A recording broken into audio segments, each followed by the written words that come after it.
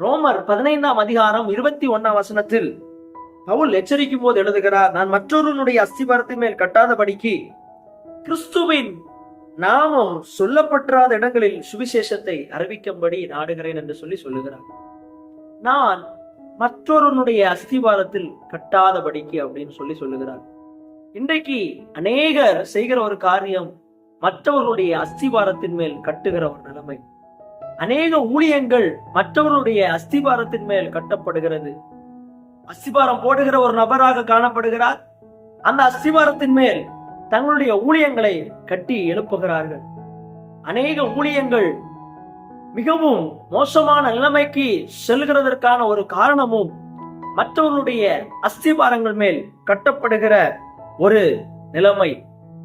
நாம் ஒரு காரியத்தை, நாம் ஒரு வீடு கட்டுகிறோம் என்றால் அந்த வீட்டை, நமக்கு சொந்தமான வீட்டை நாம் ஏற்படுத்தின திட்டத்தின்படி தான் கட்டுவோமே தவிர இன்னொருவர் போட்டு கொடுக்கிற ஒரு அஸ்திபாரத்தில் நாம் கட்ட மாட்டோம்.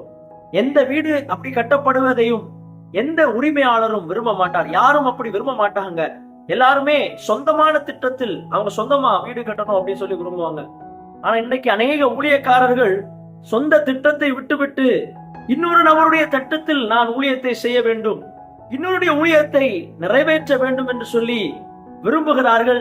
ஆண்டவர் இன்னொரு நபருடைய காரியத்துல இன்னொருவர் போட்ட உழைப்பின் மேல் கட்டுவதை நிச்சயம் ஆண்டவர் விரும்புகிறவர் அல்ல. அதற்கும் வேதம் எந்த விதத்திலும் சம்மதிக்கவில்லை.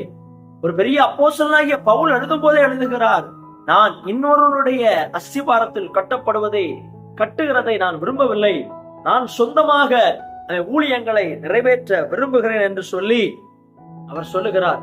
நம்முடைய ஊழியங்கள் எந்த நேரத்திலும் இன்னொரு நபருடைய திட்டப்படி ஓடுவதற்கு நாம் அனுமதிக்க கூடாது. இன்னொரு நபருடைய செயல்பாடுகள் நம்முடைய ஊழியங்களுக்குள்ளாக கடந்து வருவதற்கு நாம் அனுமதிக்க கூடாது. ஏனென்றால் நம்முடைய ஊழியத்தின் திட்டங்கள், நம்முடைய ஊழியத்தின் செயல்பாடுகள் அனைத்தையுமே ஆண்டவர் நமக்கு தந்திருக்கிறார். ஒவ்வொருடைய ஊழியங்களுக்கும் தனித்துவமான திட்டங்களை கர்த்தர் கொடுத்திருக்கிறார். அந்த திட்டத்தின்படி ஓட வேண்டும். இன்னொரு நபர் ஒரு காரியத்தை சொல்லுகிறார் என்றால் அதை நம்முடைய ஊழியங்கள்ல செயல்படுத்த கூடாது. காரணம் என்னவென்றால் நம்முடைய அஸ்திவாரம், ஆண்டவர் நமக்கென்று கொடுத்த காரியம், கர்த்தர் எவைகளை சொல்லி இருக்கிறாரோ அவைகளை செய்ய வேண்டுமே தவிர மற்ற ஊழியங்கள்ல உள்ள செயல்பாடுகளை நம்முடைய ஊழியங்கள்ல நாம் நிறைவேற்ற முயற்சிக்க கூடாது.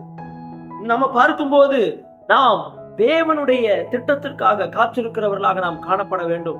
வேதத்துல நீங்க அப்போஸ்தலர்களை எடுத்துக்கொண்டீங்கன்றால் ஒவ்வொருவரும் அவர்களுக்கென்று ஏற்படுத்தப்பட்ட தனித்துவமான ஊழியத்தை நிறைவேற்றினார்கள்.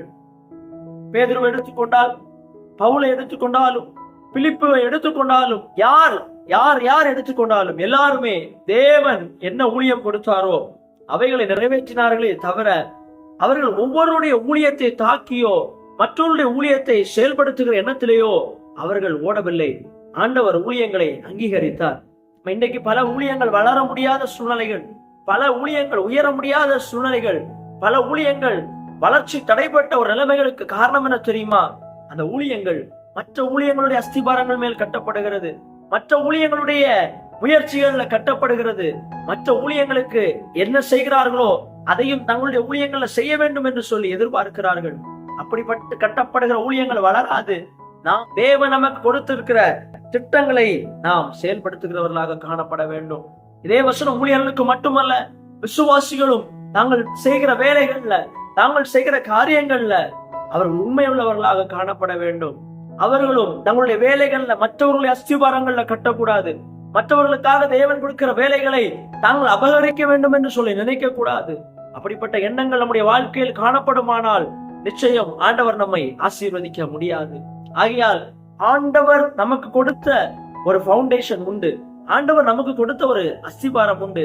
அந்த அஸ்திபாரத்தில் கட்டும் போது நிச்சயம் கர்த்தர் உங்களை ஆசீர்வதிக்க போதுமானவர்.